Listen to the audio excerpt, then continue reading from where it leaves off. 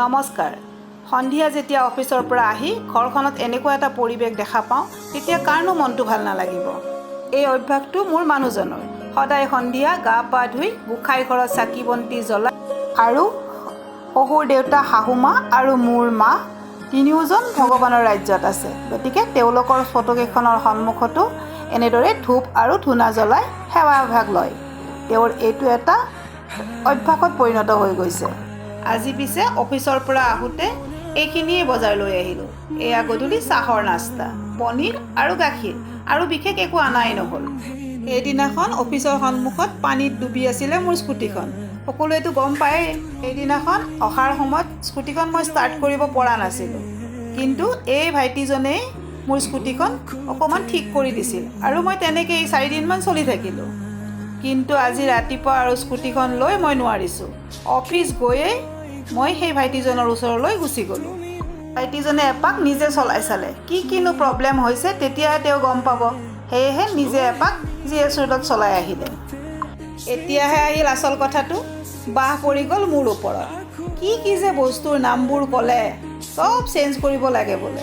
মই বোলো ঠিক আছে কৰা তেন্তে, নকৰিলেতো আৰু অফিচ অহা যোৱাৰ কাৰণে মোৰ সমস্যা হ'ব। গতিকে মই তেওঁলোকক স্কুটিখন ভাল কৰিবলৈ দিলোঁ আৰু এপতকৈ বস্তু তেওঁলোকে মোক দেখাই থাকিলে। নাজানো এইবোৰ, আৰু মইতো আৰু স্কুটিৰ কাম নাজানো, গতিকে তেওঁলোকৰ ওপৰতে এৰি দিলোঁ।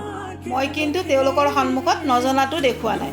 মই যেন চব জানো, উস্তাদি মাৰিছোঁ। পূৰা উস্তাদি মাৰি তেওঁলোকৰ পৰা গোটেইখিনি বস্তুৰ দাম কমাই ল'লোঁ। ইফালে আকৌ ৰাতিপুৱা মোৰ লগৰ এগৰাকীয়ে ফোন কৰিছিলে। তেওঁৰ ছোৱালীজনী হেনো এইবাৰ গ্ৰেজুৱেশ্যন কমপ্লিট কৰিছে। তেওঁ হেনো মাষ্টাৰ্ছ কৰিব ইগন'ৰ পৰা। অফিচৰ বেক চাইডে যিহেতু ৰিজনেল অফিচ ইগন'ৰ, সেয়েহে মোক খবৰ ল'বলৈ দিলে। মোৰ অকণমান চিনাকি আছিল এই নাৰ্জাৰীদাৰ লগত, গতিকে গৈ মই চিধা নাৰ্জাৰীদাৰ ওচৰতে গ'লোঁ। লিংকত গৈ পেলাই পৰ্টেলত গৈ পেলাই আমি ৰেজিষ্টাৰ কৰিব লাগিব। ৰেজিষ্টাৰ কৰাৰ পিছতে লগ ইন কৰি পেলাই এডমিশ্যনটো ল'ব লাগিব। কি ছাবজেক্টত আছে? মানে কি প্ৰগ্ৰাম কৰিব আপুনি? হিন্দী আছে নেকি? মানে হিন্দী আছে, ছ'চিয়লজি আছে, পাব্লিক এডমিনিষ্ট্ৰেশ্যন, MLW, সংস্কৃত, সংস্কৃত, MA আহিছে আমাৰ। সংস্কৃত আহিছে। সেইটো ইয়াত ক্লাছ বা তেনেকুৱা ক্লাছেছটো মানে সেইটো আমাৰ ছেটাৰডে ছানডে কৰিবৰ কাৰণে নমছ আছে, কিন্তু ষ্টুডেণ্টবোৰ মানে ক্লাছ কৰিব নাযাৰ কাৰণে ক্লাছেছটো অফ হৈ আছে। যদি এতিয়াও যদি কোনোবা ক্লাছ কৰিব ইচ্ছুক হয় তেতিয়াহ'লে 8জন বা 10জন ষ্টুডেণ্ট লাগিব মিনিমাম। থাকিলেহে আমি ক্লাছটো প্ৰভাইড কৰিম।